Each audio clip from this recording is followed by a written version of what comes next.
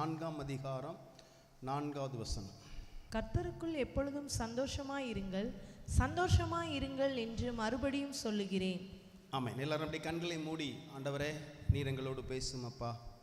மனுஷனுடைய சத்தத்தை நாங்கள் கேட்க வரல ஆண்டவரே, இந்த மனுஷனை மறைத்து நீங்கள் பேசுங்க. ஆமாம், எல்லாரும் கண்களை மூடி ஆண்டை நோக்கி நாம் ஜெபிக்கலாமா? உடைய வார்த்தையில் ஜீவன் உண்டு ஆண்டவரே, உடைய வார்த்தையில் வல்லம் உண்டப்பா. உடைய வார்த்தை கொண்டு பேசி பிள்ளைகளை பலப்படுத்தும் இயேசுவின் நாமத்தில் பிதாவே, ஆமென்.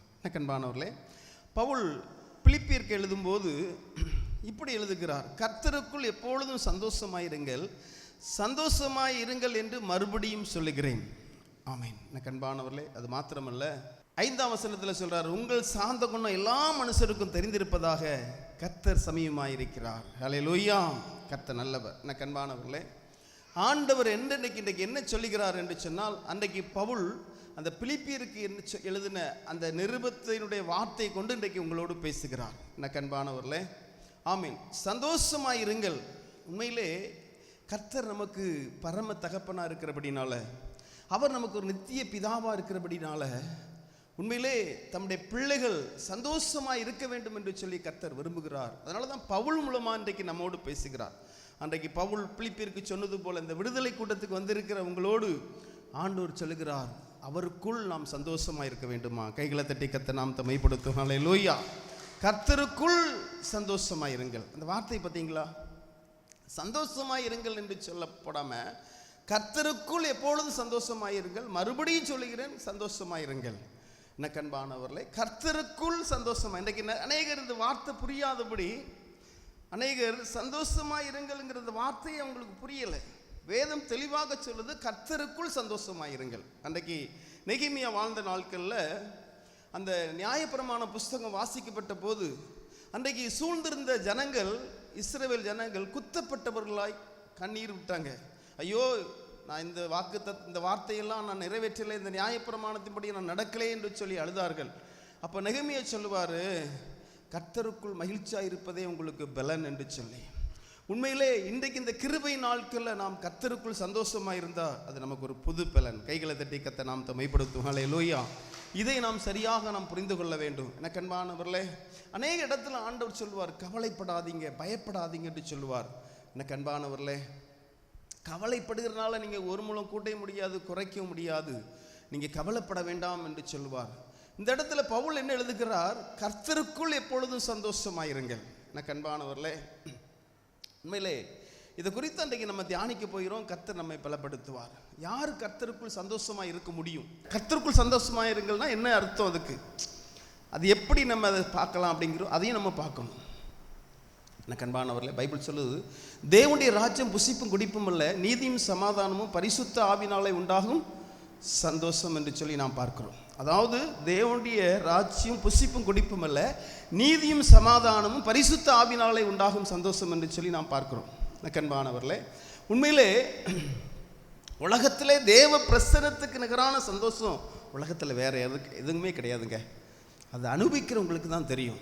பரலோகத்தில் நமக்கு நிரந்தரமாய் அவருடைய பிரசன்னத்தை நாம் அனுபவிக்கலாம். ஆனால் அந்த பூமியில் வாழ்கிற நாட்களில் எப்பெல்லாம் நம்ம ஒரு மனதோடு அந்த அபிஷேகத்தோடு நாம் அந்த பிரசன்ன நம்முடைய சக்கன மகிமையை நாம் அந்த அபிஷேகத்தால் தான் அதை அனுபவிக்க முடியும். இதை நாம் சரியாக நாம் புரிந்து கொள்ள வேண்டும். இதற்காரன் சொல்லுவான், ஆண்டவரே நம்முடைய வாசஸ்தலங்கள் எவ்வளோ இன்பமானவைகள். ஆமென். எனக்கு அன்பானவர்களே, உலகத்திலே தேவனோடு ஐக்கியப்பட்டு அவருடைய பிரசன்னத்தை அனுபவிக்கிற அந்த அனுபவத்துக்கு நிகரான சந்தோஷம் உலகத்தில் வேற எதுவுமே கிடையாதுங்க. கைகளை தட்டி கர்த்தர் நாமத்தை மைப்படுத்தும். அதனால தான் பவுல் சொல்றாரு, கர்த்தருக்குள் எப்பொழுதும் சந்தோஷமாயிருங்கள். கர்த்தருக்குள். இப்போ கல்யாண வீட்லேயும் இந்த வார்த்தை எடுத்து பேசுவாங்க, சந்தோஷமாயிருங்கள்னு சொல்லி. அது உண்மையிலே அது என்னன்னு அது ஆழமாக பேச முடியாது, அவங்க பேச மாட்டாங்க, கேட்க மாட்டாங்க. ஆனால் உண்மையான அர்த்தம் என்ன அப்படின்னா, கர்த்தருக்குள் சந்தோஷமாக இருக்கணும். இதுதான் ஆண்டவர் விரும்புகிறார்.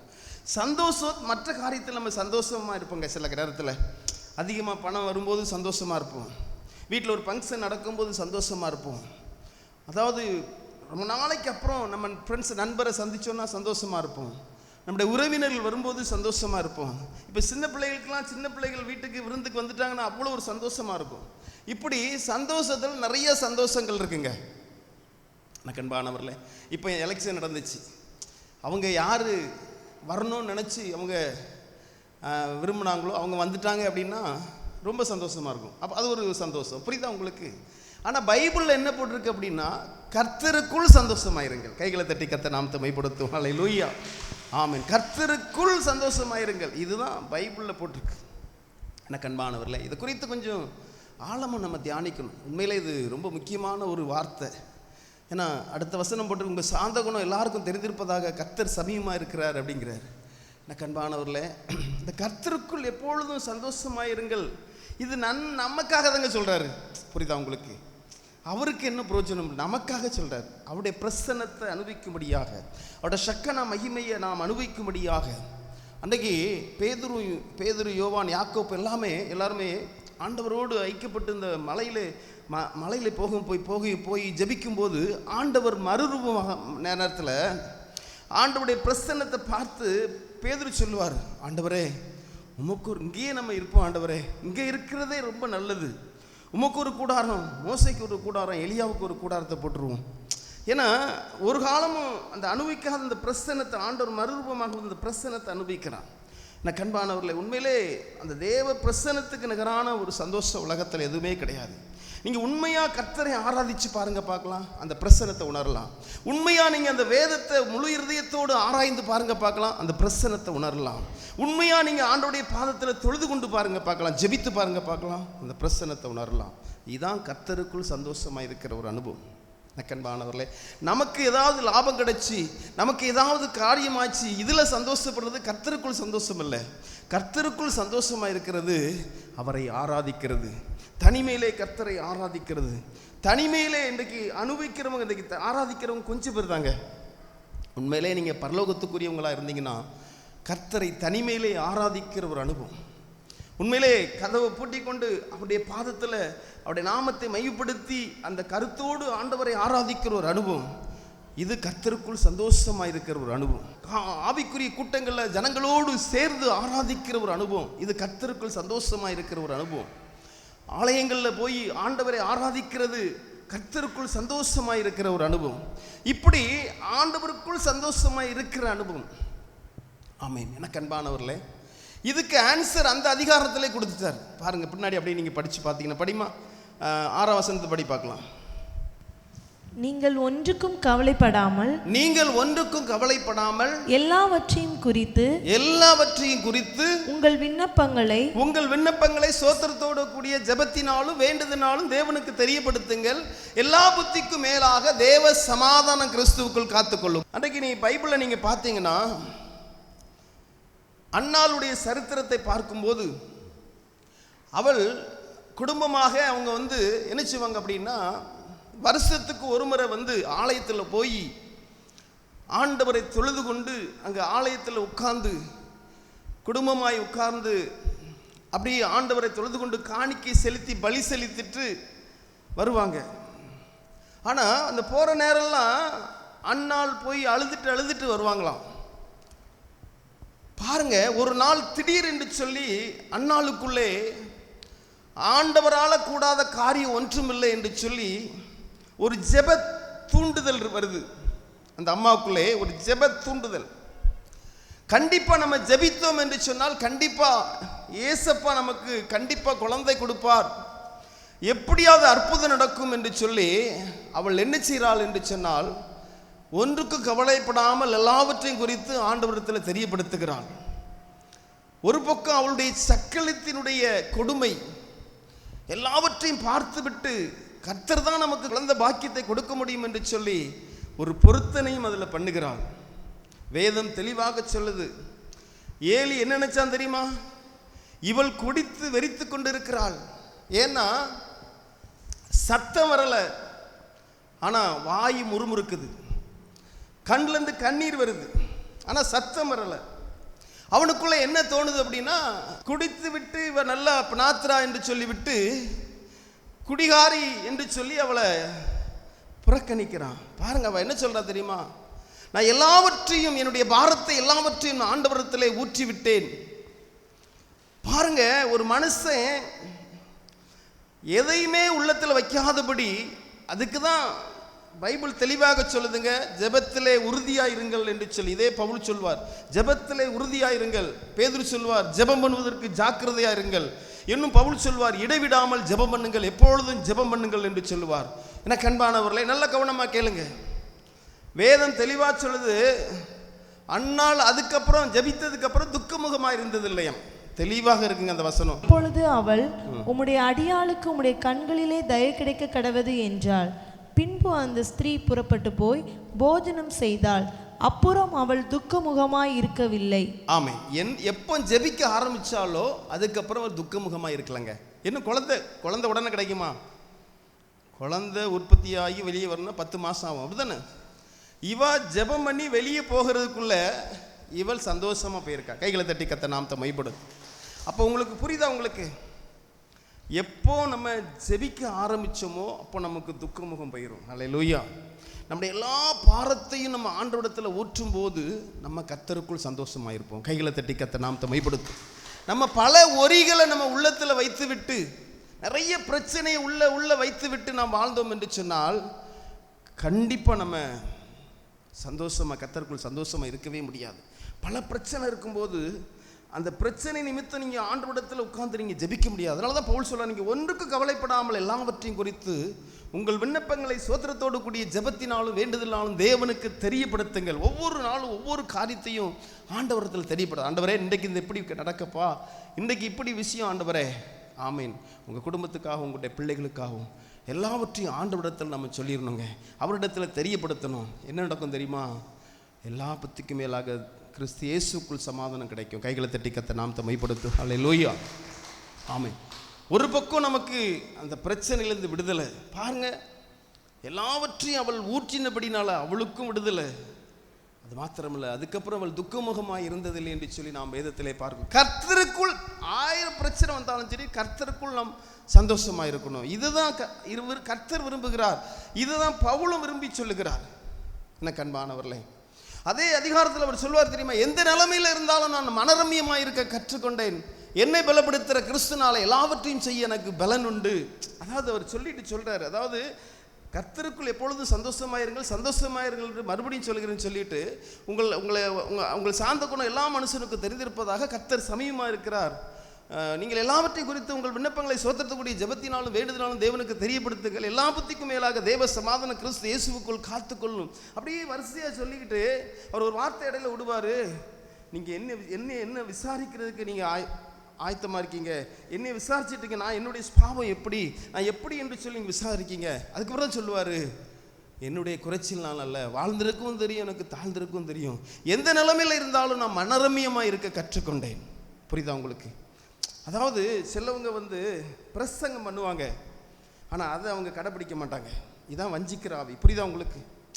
பவுல் அப்படி அல்லங்கிறதுக்காக அவர் சொல்கிறார். நீங்கள் பாருங்கள், அந்த அதிகாரத்துக்கு அப்படியே வாங்க பார்க்கலாம், உங்களுக்கு புரியட்டு பாருங்கள். அதில் 10ஆம் வசனத்தை நான் படிக்கிறேன்.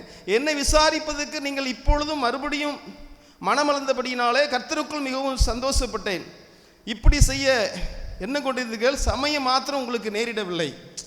என்ன இவன் இப்படி பேசுகிறானே, எல்லாரையும் கர்த்தருக்குள் சந்தோஷமாயிருங்க, எல்லாரும் சந்தோஷமாயிருங்க, இவன் எப்படி இருப்பான் அப்படின்னு சொல்லிட்டு, அதாவது சிலவங்க பாருங்க, அதாவது வார்த்தையை பேசுவாங்க, நீ அப்படி இப்படி இருப்பாங்க, ஆனால் அவங்க இருக்க மாட்டாங்க. ஆனால் பவுல் என்ன சொல்றாரு? அதுக்கு அடுத்த வசனத்தை நான் படிக்கிறேன் பாருங்க. என் குறைச்சலினாலே இப்படி சொல்லுகிறதும் இல்லை, ஏனெனில் நான் எந்த நிலைமையில் இருந்தாலும் மனரம்யமாய் இருக்க கற்றுக்கொண்டேன். எனக்கு அன்பானவர்களே, எந்த நிலைமையில் இருந்தாலும் சரி மனரம்யமாக இருக்க நான் கற்றுக்கொண்டேன். ஏசப்பா கைவிடவே மாட்டார். இது யாருக்கு தெரியும் சொல்லுங்க பார்க்கலாம். உங்களுடைய எல்லா பாரங்களையும் எல்லாவற்றையும் குறித்து உங்கள் விண்ணப்பங்களை சோத்திடக்கூடிய ஜெபத்தினாலும் வேண்டுதலாலும் தேவனுக்கு தெரியப்படுத்துங்கள்.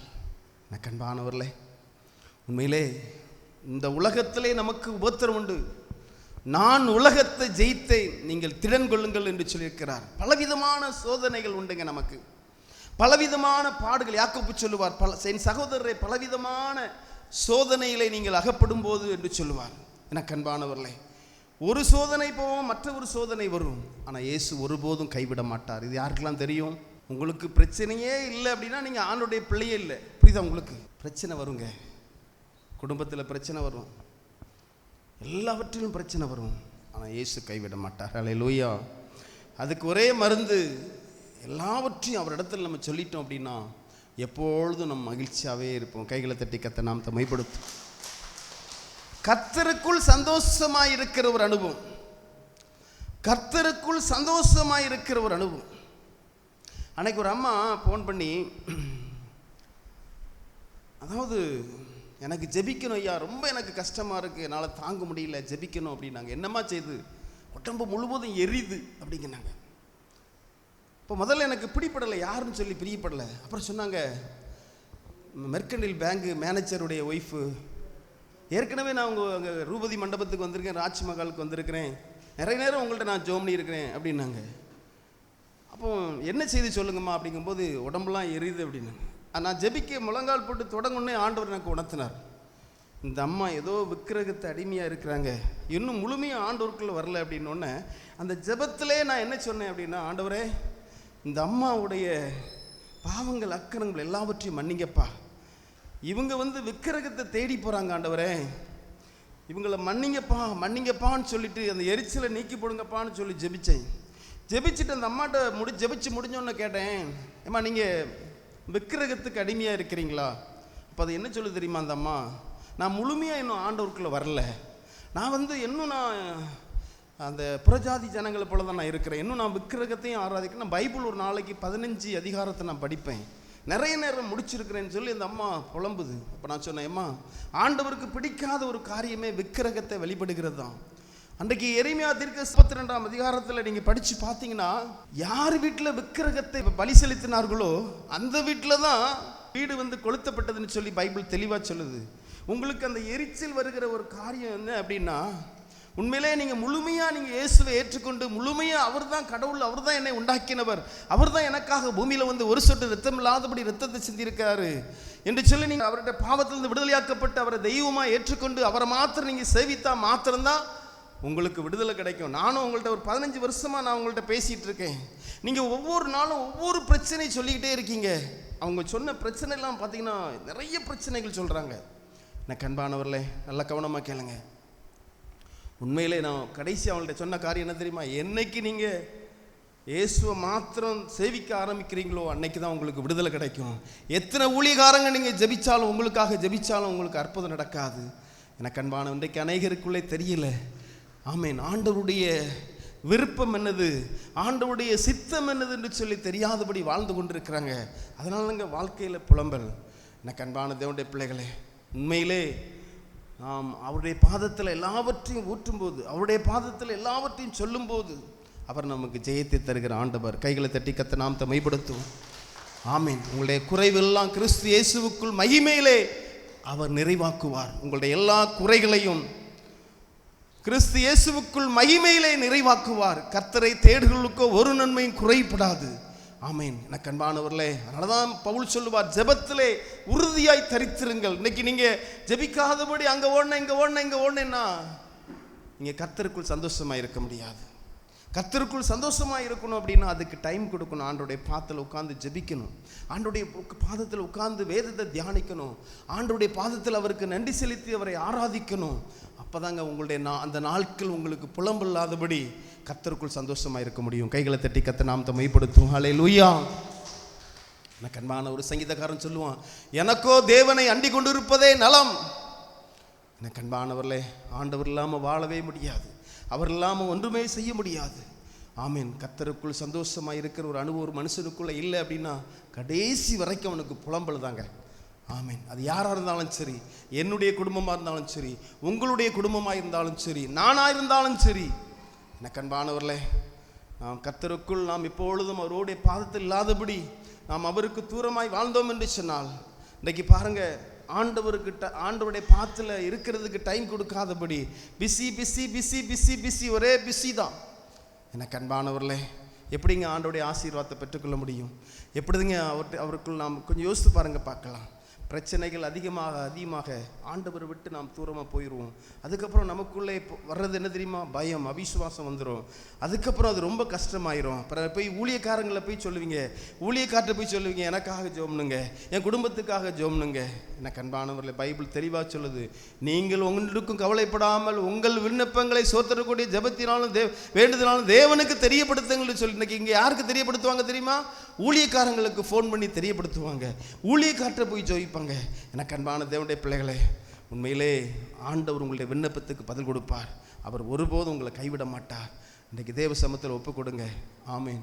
எனக்கு அன்பானவர்களே, கர்த்தருக்குள் நாம் சந்தோஷமாக இருக்க வேண்டும். ஆமேன். கர்த்தருக்குள் கண்டிப்பாக ஒரு சில ஆசீர்வாதம் கொஞ்சம் தடையாக இருக்கும்.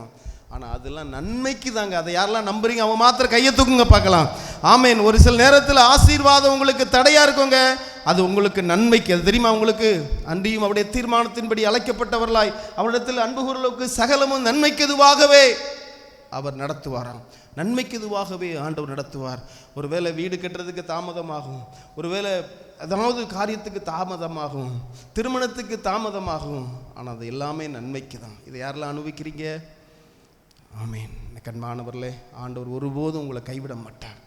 ஆமேன். எனக்கு அன்பானவர்களே, எல்லாவற்றையும் அவரிடத்தில் நாம் சொல்லும்போது, எல்லாவற்றையும் நாம் அவரிடத்தில் வைக்கும்போது உள்ளத்தில் பாருங்கள். அன்றைக்கு அன்னாளுக்கு அதுக்கப்புறம் துக்கமுகமாக இருந்தது இல்லையா? வேதம் தெளிவாக சொல்லுது. அப்புறம் அவள் துக்கமுகமாக இருந்து எப்போ? ஜெபித்ததுக்கு அப்புறம். யோசித்து பாருங்கள். அப்போ ஜெபத்தில் எவ்வளோ ஒரு வல்லமை யோசித்து பாருங்கள், பார்க்கலாம். எனக்கு அன்பானவர்களே, இன்றைக்கு தேவ சமூகத்தில் ஒப்பு கொடுங்க. ஆண்டவரே, உமக்குள் நான் சந்தோஷமாக இருப்பேன் அப்பா. நம்மளுடைய முகத்தை பார்த்தா மற்றவங்க இங்கே வருவாங்க, ஆலயத்துக்கு வருவாங்க, ஆவிக்குரிய கூட்டத்துக்கு வருவாங்க. உங்கள் சாந்த குணம் எல்லாருக்கும் தெரிந்திருப்பதாக கர்த்தர் சமீபமாக இருக்கிறார். ஆமீன். எனக்கு அன்பானவர்களே, ஒரு நபர் நம்மளை குறித்து ஏதாவது கேட்கறதுக்குள்ள நம்ம அவங்கள்ட்ட சத்தியத்தை பேசிடணுங்க. புரியுதா உங்களுக்கு? உங்களுக்குள்ள ஏதோ ஏன் இந்த அம்மா அப்படி இருக்கிறாங்க அப்படி சொல்லி கேட்டுறக்கூடாது. அதுக்கு முன்னாடி நீங்கள் சத்தியத்தை பேசிடுங்க. ஏன் நீங்கள் கலங்குறீங்க? நீங்கள் சத்தியத்தை பேசுங்க அதுக்கு முன்னாடி. ஆமேன். எனக்கு அன்பானவர்களே, யாரையும் ஆண்டவர் தனிமைப்படுத்தி யாரையும் அவர் வெட்கப்பட விடவே மாட்டார். என் ஜனம் ஒருபோதும் வெட்கப்பட்டு போதுவல் என்று சொல்லியிருக்கிறார். இரக்கமுள்ள தேவன், மனதுருக்கமுள்ள ஆண்டவர், அவர் ஒருபோதும் உங்களை கைவிட மாட்டார். ஆமீன். கர்த்தருக்குள் எப்பொழுதும் சந்தோஷமாயிருங்க. கர்த்தருக்குள் எப்பொழுதும் சந்தோஷமாயிருங்க. அவர் ஒருபோதும் உங்களை கைவிட மாட்டார். கைகளை தட்டி கர்த்தர் நாமத்தை மைப்படுத்துவோம். ஹல்லேலூயா. என்ஏசு ராஜா அதில் ஒரு சரணத்தை பாருங்கள். எத்தனை படம் பாருங்கள், அது அருமையான ஒரு பாருங்கள். அந்த வார்த்தை பாருங்கள். பிளவுண்ட மலையே புகலிடம் நீரை பாருங்கள். அதில் பிளவுண்ட மலையே புகலிட நீரே, புயல் வீசு வாழ்வில் பாதுகாத்தருளும், பாரினில் காரில் சேதங்கள் அணுகாமல் பரமனே என் முன் தீபமாய் வாரும். ஆமீன். எனக்கு அன்பானவர்களே, பிளவுண்ட மலையே புகலிடம் நீரே. எனக்கு அன்பானவர்களே, கல்வாரி சிலுவையில் நம்முடைய பாடுகளை ஏற்றுக்கொண்டார், நம்முடைய துக்குகளை அவர் சுமந்து கொண்டார். அவர் தாமே சோதிக்கப்பட்டபடியால் அவர் சோதிக்கப்பட உதவிச்சு வல்லவராக இருக்கிறார். ஆண்டவர் பூமிக்கு வருவதற்கு முன்பதாகவே ஏசாயா தீர்க்கதரிசி புஸ்தகம் 25ஆம் அதிகாரம் 8ஆம் வசனத்தில் பார்க்குறோம். அவர் மரணத்தை ஜெயமா விழுங்குவார். கர்த்தராகிய தேவன் எல்லாருடைய கண்ணீரையும் துடைப்பாராம். அவருக்கு வேலையே உங்கள் கண்ணீரை துடைக்கிற வேலை தாங்க. சொல்லுங்க, நான் கர்த்தருக்குள் சந்தோஷமாக இருப்பேன். ஆமேன். இன்றைக்கு இந்த விடுதலை கூடத்தில் ஆண்டவர் சின்ன ஒரு காரியம், கர்த்தருக்குள் நாம் எப்பொழுதும் சந்தோஷமாக இருக்க வேண்டும். ஹல்லேலூயா. திராணிக்கு மேலே நமக்கு சோதனை வராதுங்க. ஆமேன். திராணிக்கு மேலே அவர் சோதிக்க விடவும் மாட்டார். ஆமேன். கண்மானவர்களே, இன்றைக்கு ஆண்டவர் உங்களோடு பேசுகிறார். என் தேவன் சகலமும் நன்மைக்கு எதுவாகவே என்னை நடத்துவார். என் ஆண்டவர் சகலமும் நன்மைக்கு எதுவாகவே நடத்துவார். நான் கர்த்தருக்குள் எப்பொழுதும் சந்தோஷமாயிருப்பேன். நான் கர்த்தருக்குள் எப்பொழுதும் சந்தோஷமாயிருப்பேன். கண்மானவர்களே, மற்றவர்களை குறித்து நாம் எதையும் புலம்ப வேண்டியதில்லை. இன்றைக்கு நிறைய பேர் பாருங்கள், ஒரு பிரச்சனை அப்படின்னா யார்ட்டையாவது சொல்லிட்டா போதும், நம்ம கொஞ்சம் பாரம் இறங்கும் நினைப்பாங்க. பார்த்துருக்கீங்களா? நம்ம ஆட்கள் அப்படி இருக்க மாட்டாங்க. ஆனால் இந்த ஆவிக்குரியவங்க, அனுபவத்தில் இல்லாதவங்க, நம்ம என்னப்போம் நினைப்போம், யாருக்கும் அது தெரியக்கூடாது, ஆண்டவருக்கு மட்டும் தெரியட்டு நினைப்போம். ஆனால் ஆண்டவருக்குள்ளே சரியாக வராதவங்க யார்ட்டையாவது ஃபோன் பண்ணி பேசிடணும், இதை எதை யார்ட்டையாவது சொல்லிடணும். அப்படி சொல்லிட்டு இவங்க நினச்சிவாங்க, யார்ட்டையாவது சொன்னால் நம்ம கொஞ்சம் மனசு நல்லாயிருக்கும்னு நினைப்பாங்க. பைபிள் அதை சொல்லலைங்க. நீங்கள் யார்கிட்ட சொல்லணுமா? ஏசப்பாட்ட சொல்லணுமா? அவருக்கு நீங்கள் தெரியப்படுத்தணுமா? ஆமேன். எனக்கு அன்பானவர்களே, அப்பனா நீங்கள் எப்பவும் கர்த்தருக்குள் சந்தோஷமாக இருக்கலாம். அவருக்கு அப்பப்போ நீங்கள் தெரியப்படுத்திடுங்க. அவ்வளோ காரியத்தை அவருக்கு தெரியப்படுத்துங்க. நீங்கள் வேற யாருக்கும் சொல்லாதீங்க. வேற யார்கிட்டையும் நீங்கள் சொல்ல வேண்டாம். அப்பாவுக்கு தெரியப்படுத்துங்க. நம்ம அப்பா அவர் பரம தகப்பனாக இருக்கிறார், நமக்கு அவர் நித்திய பிதாவாக இருக்கிறாரு. அவருக்கு அவர்கிட்ட நீங்கள் தெரியப்படுத்துங்க. அவர் ஒருபோதும் உங்களை கைவிட மாட்டார். எனக்கு அன்பானவர்கள், அன்றைக்கு ஒரு சிஸ்டர் சாட்சி சொன்னாங்க. ரொம்ப சந்தோஷமாக இருந்துச்சு. அவங்க வீட்டில் அடிக்கடி பிரச்சனை வருமா. ஆமேன். இவங்க யார்கிட்டையும் சொல்ல மாட்டாங்க. அவங்க அப்பா அம்மாட்டெல்லாம் சொல்ல மாட்டாங்களாம். அவங்க அண்ணன் தம்பிகிட்டலாம் சொல்ல மாட்டாங்களாம். அவங்க கணவருடைய அப்பா அம்மாட்டையும் சொல்ல மாட்டாங்களாம். இவங்க நினச்சிவாங்களாம் தெரியுமா, உடனே ஜெபிக்க ஆரம்பிச்சிருவாங்களாம். ஜெபிச்சு கொஞ்ச நேரத்தில் ஒரு சமாதானம் கிடைச்சிருமா. இதை நான் ஒவ்வொரு நாளும் அனுபவிக்கிறேன்னு சொல்லுவாங்க. எனக்கு உண்மை தாங்க, பைபிளில் தாங்க சொல்லுது. நீங்கள் ஒன்றுக்கும் கவலைப்படாமல் உங்கள் விண்ணப்பங்களை சோர்த்தக்கூடிய ஜெபத்தினாலும் வேண்டுதலாலும் தேவனுக்கு தெரியப்படுத்துங்கள். எல்லா புத்திக்கும் மேலாக தேவ சமாதானம் கிறிஸ்து இயேசுவுக்குள் காத்துக்கொள்ளும். ஆமேன். எனக்கு அப்படி அந்த அம்மா சொல்கிறாங்க, நாங்கள் ஒரு நாளோட சண்டே சர்வீஸுக்கு நாங்கள் கலந்து கொள்ளாமல் இருந்ததே கிடையாது. எல்லா சண்டையும் நாங்கள் ஆராதனைக்கு போயிடுவோம். ஒரு காலமும் நாங்கள் கர்த்தருக்குள் சந்தோஷமாக இல்லாமல் இருந்ததே இல்லை. நாங்கள் எப்பொழுதும் சந்தோஷமாக இருப்போம். எனக்கு அன்பானவர்களே, காரணம் அதுக்கு ஜெபம். அல்லேலூயா. எல்லாவற்றையும் ஆண்டவருடைய பாத்தில் சொல்லும்போது அவர் நம்மை நடத்துவார். இது யாரெல்லாம் நம்புறீங்க? எல்லாரும் எழுந்து நிற்கலாமா தெய்வ சமூகத்தில்? அப்படியே ஆண்டவரை மாத்திரம் அப்படியே நோக்கி பார்ப்போம். ஆமேன். நீ தெய்வ சமூகத்தில் ஒப்பு கொடுங்க. நம்முடைய உள்ளங்களை அறிந்திருக்கிற ஆண்டவர், நம்முடைய சிந்தனைகளை அறிந்திருக்கிற ஆண்டவர். நீங்கள் அவரிடத்தில் எல்லாவற்றையும் சொல்லும்போது அவர் உங்களை ஒருபோதும் நீங்கள் நினைப்பீங்க, நான் பேசுறது கேட்பாரான்னு சொல்லி. நீங்கள் பேசுகிறத கேட்பாருமா? நீங்கள் பேசுகிறத கேட்பாருமா? நீங்கள் ஆண்டவர்கிட்ட சொல்கிற எல்லாவற்றையும் கேட்பார் ஜீசஸ். ஆமேன். அவர் ஒருபோதும் உங்களை கைவிட மாட்டார்.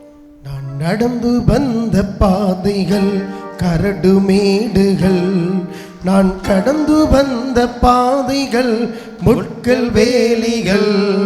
நான் நடந்து வந்த பாதைகள் கரடு மேடுகள், நான் கடந்து வந்த பாதைகள் முட்கள் வேலிகள்.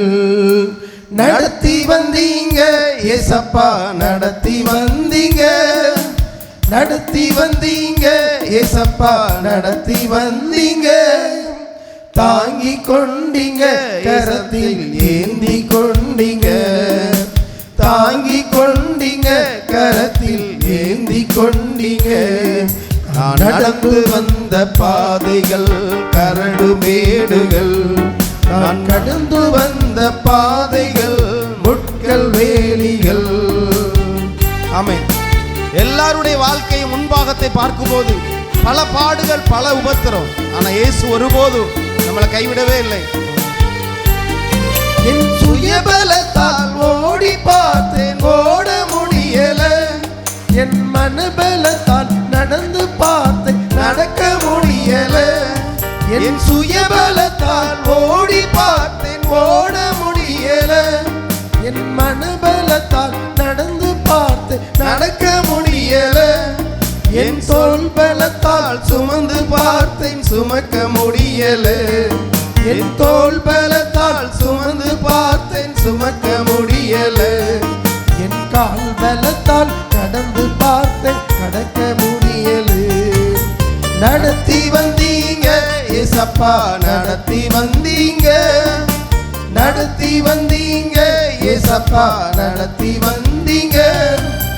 தாங்கி கொண்டீங்க, கரத்தில் ஏந்தி கொண்டீங்க.